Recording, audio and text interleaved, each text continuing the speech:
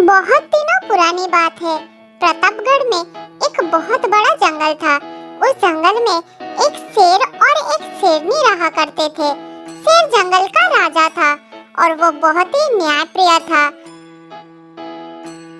अगर जंगल के कोई जानवर कोई समस्या लेकर उनके सामने आते थे तो शेरराज उन समस्या का अच्छी तरह से हल निकालते थे।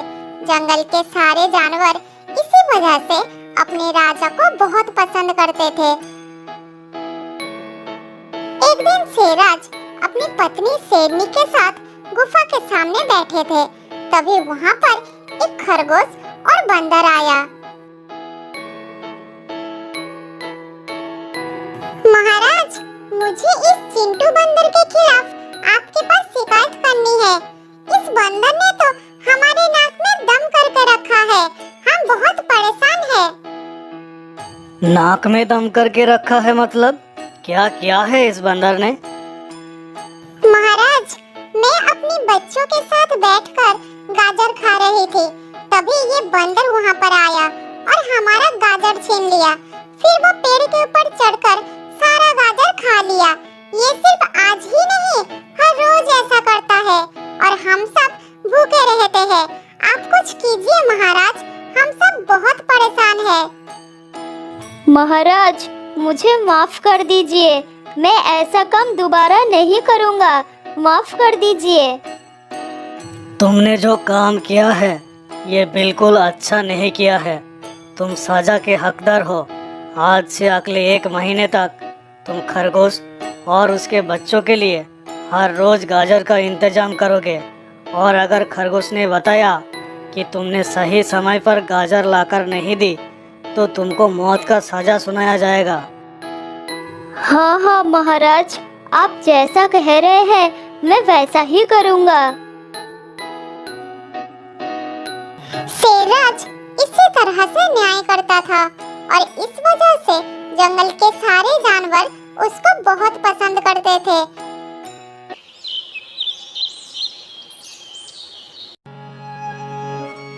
एक दिन शेर और शेरनी गुफा के अंदर बैठकर आपस में बात कर रहे थे। दोनों बहुत ही परेशान थे। महाराज, आप इतने दयावान और न्यायप्रिय राजा है, फिर भी भगवान ने हम दोनों को निसंतान क्यों रखा है? आज तक हमने तो कोई गलत काम नहीं किया है। ये ऊपर वाले का दान है और ऊपर वाले का दान तो ऊपर वाला ही जानते हैं। हम और तुम भला क्या अंदाजा कर सकते हैं? तुम दुखी मत हो शेरनी महारानी।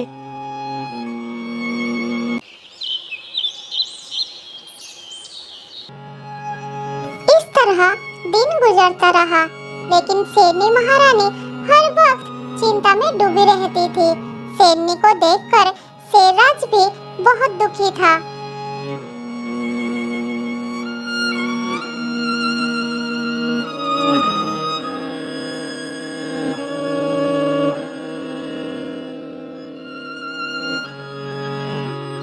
एक दिन शेरराज शेरनी के पास आया और बताया, शेरनी, मैं जंगल से एक खबर लाया हूँ। हमारे जंगल के उत्तर दिशा में एक बरगद के पेड़ के नीचे एक साधु बाबा रहते हैं। वो बाबा अंतर्यामी है। मैं उनके पास जा रहा हूँ। मुझे लगता है उनके पास हमारे परेशानी का कोई ना कोई हल जरूर होगा। तुम बिल्कुल चिंता मत करो। ठीक है, मैं जा रहा हूँ। महाराज, मैं भी आपके साथ जाना चाहती हूँ। मुझे भी ले चलिए आपके साथ। मैं उनके पैर पकड़कर एक संतान की भीख मांगूंगी। नहीं महारानी, वो रास्ता बहुत दूर है। तुम नहीं जा पाओगी। तुम घर में ही रहो।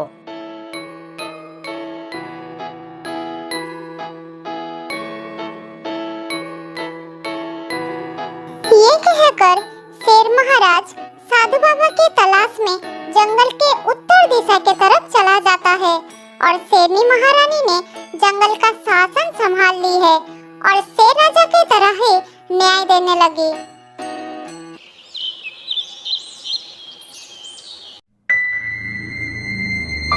अगले दिन शेरनी महारानी गुफा के बाहर बैठी थी।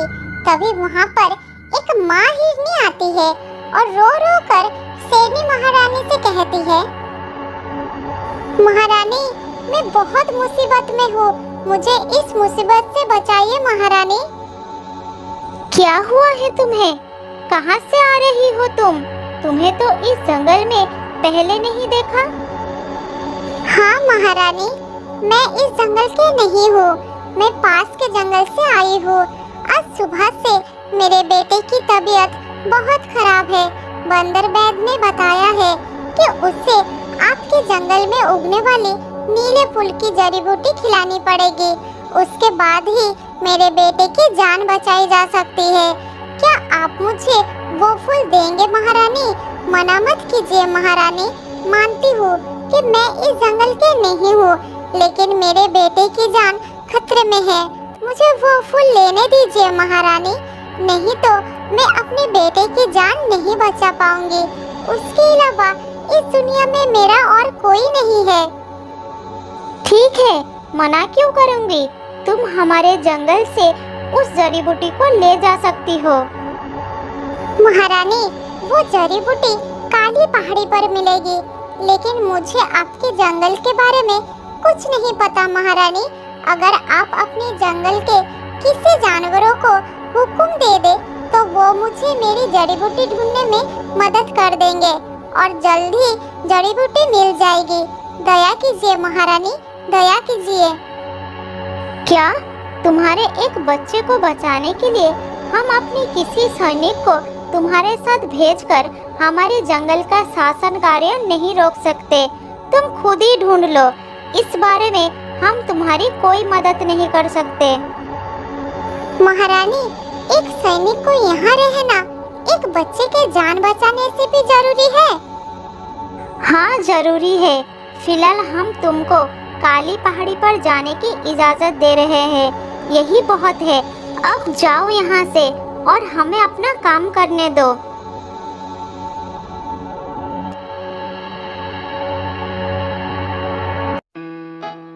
उधर शेर महाराज साधु बाबा के पास पहुँच जाता है, फिर सारी बातें साधु बाबा से कहता है। सारी बात सुनकर साधु बाबा कहते हैं, शेरराज, तुम एक दयालु और न्यायप्रिय राजा हो, इसलिए मैं तुम्हारी मनोकामना पूरी करूंगा।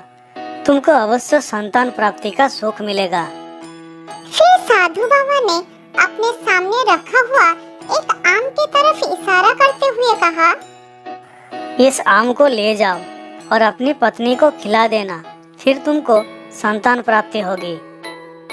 धन्यवाद साधु बाबा, आपका बहुत बहुत धन्यवाद।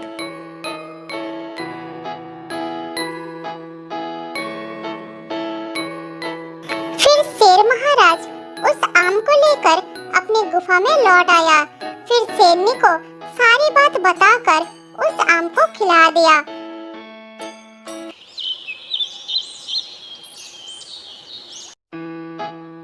साधु महाराज की कृपा से शेरनी महारानी अगले दिन ही गर्भवती हो जाती है। फिर वो खुश होकर कहती है, देखिए शेर महाराज, साधु बाबा की आशीर्वाद काम कर गई। अब बहुत जल्द हम दोनों माँ बाप बनने वाले हैं। अब हमारा सपना पूरा होने वाली है। साधु बाबा का बहुत बहुत धन्यवाद। सचमुच अब हमारा सपना पूरा होने वाली है। अगले दिन ही शेरनी एक सुंदर बच्चे का जन्म देती है। बच्चे को देखकर उन दोनों के साथ साथ जंगल के जानवर भी बहुत खुश होते हैं। इस तरह पूरा दिन बीत जाता है। अब शाम होने वाली थी, लेकिन पूरे दिन बीत जाने के बाद भी बच्चा नींद से नहीं जागा। ना कुछ खाया, ना उठकर खड़ा हुआ। बच्चे को इस हालत में देखकर दोनों बहुत डर गए और जंगल का वैद भालू को बुलाते हैं। महाराज, इस बच्चे में कमजोरी बहुत ज्यादा है। ये कमजोरी तभी दूर हो सकती है जब ये कुछ खाएगा पिएगा, लेकिन ये तो अपना मुंह तक नहीं खोल रहा है।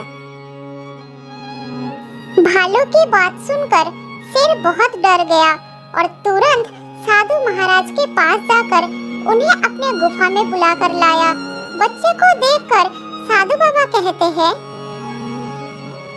आज तक ऐसा कभी भी नहीं हुआ है कि मेरी आशीर्वाद अच्छा काम ना किया हो। ऊपर से तुम एक न्यायप्रिय राजा हो, तो फिर तुम्हारा बच्चा ऐसा कमजोर कैसे हो सकता है? मुझे तो कुछ समझ नहीं आ रहा साधु बाबा, हमने क्या गलत किया है? तुम दोनों कुछ याद करने की कोशिश करो। क्या तुमने कुछ ऐसा किया है जो ठीक नहीं था? किसी के साथ नाइंसाफी की है या किसी को कष्ट पहुंचाया है? तभी शेरनी ने अपने दिमाग पर जोर दिया, फिर कुछ देर बाद कही, हाँ, कुछ दिन पहले मेरे पास एक हिरनी माँ आई थी। उसके बच्चे का तबीयत खराब था। वो मुझसे मदद लेने मेरे पास आई थी, लेकिन मैंने उसकी कोई मदद नहीं की और उसे यहाँ से भगा दिया। उसकी बात सुनकर साधु बाबा क्रोधित होकर कहते हैं, जब तुम किसी दूसरी माँ का दर्द नहीं समझ सकती, तो ऊपर वाला तुमको माँ बनने की खुशी कैसे दे सकता है? जिस तरह तुमको अपने बच्चे का हालत देखकर दुख हो रहा है, वही उस बेचारी को भी हो रहा था। तुमको उसकी मदद करनी चाहिए थी, मगर तुमने ऐसा नहीं किया। बहुत गलत किया है तुमने। हाँ साधु बाबा, मैं माँ बनने के लायक नहीं हूँ, क्योंकि मैं उस बेचारी माँ का दर्द नहीं समझा। लेकिन अब मैं जा रही हूँ उसकी मदद करने। उसके बच्चे को बचाने के लिए मैं पूरी मदद करूँगी। ये कहकर शेरनी दौड़ती हुई उस काली पहाड़ी की तरफ जाती है।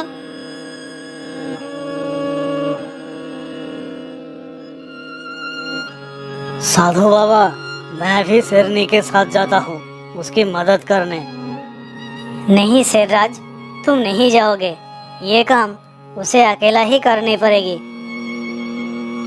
शेरनी ने बहुत जल्द काली पहाड़ी के नीचे पहुंच जाती है और वहां जाकर देखती है कि हिरनी माँ एक पेड़ के नीचे छुपकर खड़ी है, क्योंकि काली पहाड़ी के ऊपर चढ़ने वाले रास्ते में दो लकड़बाघा बैठे थे। हे भगवान, मैं अपने बच्चे को कैसे बचाऊंगी? ये दोनों तो रास्ता रोककर बैठे हैं। वहां जाते ही ये दोनों मुझे मार देंगे। फिर शेरनी महारानी हिरनी के पास जाती है और कहती है, मुझे माफ कर दो हिरनी बहन, मैंने उस दिन तुम्हारी मदद ना करके ठीक नहीं किया। लेकिन एक माँ का दर्द अपने संतान के लिए क्या होता है, ये मुझे पता चल गया है। इस अन्याय के लिए मुझे बहुत बड़ा सजा मिल गया है। चलो मेरे साथ, मैं तुम्हें काली पहाड़ी के ऊपर ले जाऊंगी। शेरनी के मुंह से ये बात सुनकर वो बहुत हैरान हो जाती है। फिर उसके साथ आगे बढ़ती है। उधर हिरनी को देखकर दोनों लकड़बाघे के मुंह से पानी टपकने लगते हैं। अरे भाई देखो, एक हिरनी हमारी तरफ आ रही है। इसका मांस बहुत स्वादिष्ट होगा। हाँ भाई, मैं भी देख रहा हूँ। चलो इसका शिकार करते हैं। तभी शेरनी महारानी हिरनी को लेकर उनके सामने पहुँचती है और कहती है, हाँ, सिर्फ हिरनी नजर आ रही है और उसके साथ शेरनी महारानी नजर नहीं आ रही है ना? हाँ हाँ महारानी, आप भी हैं, मगर एक हिरनी के साथ। कहिए महारानी, कैसे आना हुआ? सुनो, इस हिरनी के बच्चे की तबीयत बहुत खराब है। हमें जल्द ही उसको बचाने के लिए नीले फूल वाले पौधे की जड़ी बूटी चाहिए। हमें जल्द ही वहाँ पर ले चलो। हाँ हाँ महारानी, आप हमारे साथ आइए, हम आपको फूल बगीचे में ले चलते हैं। फिर दोनों लकड़बाघे ने हिरनी माँ और शेरनी को काली पहाड़ी के फूल बगीचे में ले जाते हैं। कई घंटों के मेहनत के बाद उन्हें नीला फूल नजर आया। महारानी, यही है वो नीला फूल का पौधा। मैं इसे उखाड़ देता हूँ, ये लीजिए। तुम्हें धन्यवाद लकड़बाघा, तुम्हारी वजह से जल्द ही जड़ी बूटी मिल गया। फिर शेरनी महारानी और हिरनी माँ जड़ी बूटी को लेकर दौड़ते हुए हिरनी के जंगल में पहुँचती है। अपने घर में जाकर हिन्नी माँ जल्द ही वो जड़ी बूटी अपने बच्चे को खिला देती है। जड़ी बूटी खाते ही हिन्नी का बच्चा तुरंत उठकर खड़ा हो जाता है। फिर हिन्नी माँ ने शेरनी महारानी को धन्यवाद कहती है। महारानी, आपका बहुत बहुत शुक्रिया। अगर आप नहीं होते तो मेरा बच्चा अभी भी बीमार पड़ा होता। भगवान आपके बच्चे को हमेशा सलामत रखे। ये सुनकर शेरनी को अपने बच्चे की याद आई और वो अपने जंगल की तरफ भाग गई। जब शेरनी महारानी अपनी गुफा के सामने पहुंचती है तब वो वहाँ का नजारा देखकर हैरान हो जाती है। वो देखती है कि उसका बच्चा अपने पैरों पर खड़ा हो चुका था और वो अपनी माँ को देखकर हंस रहा था। उसके पास शेर महाराज और साधु बाबा खड़े थे। ये सब देखकर शेरनी कहती है, हे भगवान, तुम्हारा बहुत बहुत धन्यवाद। मेरा बच्चा बिल्कुल ठीक हो गया है। ये सब कैसे हुआ साधु बाबा? बताइए ना, ये सब कैसे हुआ? तुमने एक असहाय माँ के बच्चे के जान बचाई तो भगवान ने तुमको भी वो खुशी दे दी जो तुमने उस माँ को दी। आज से यही करना। कोई भी प्राणी मुसीबत में पड़कर तुमसे मदद मांगे तो उसकी मदद करना। भगवान तुम्हें भी मदद करेंगे। फिर साधु बाबा अपने घर की ओर चले जाते हैं। फिर शेरनी अपने बच्चे के पास जाती है और उसे बहुत प्यार करने लगी। उस दिन से शेर महाराज और शेरनी महारानी अपने बच्चे को लेकर सुख शांति से जिंदगी गुजारने लगते हैं।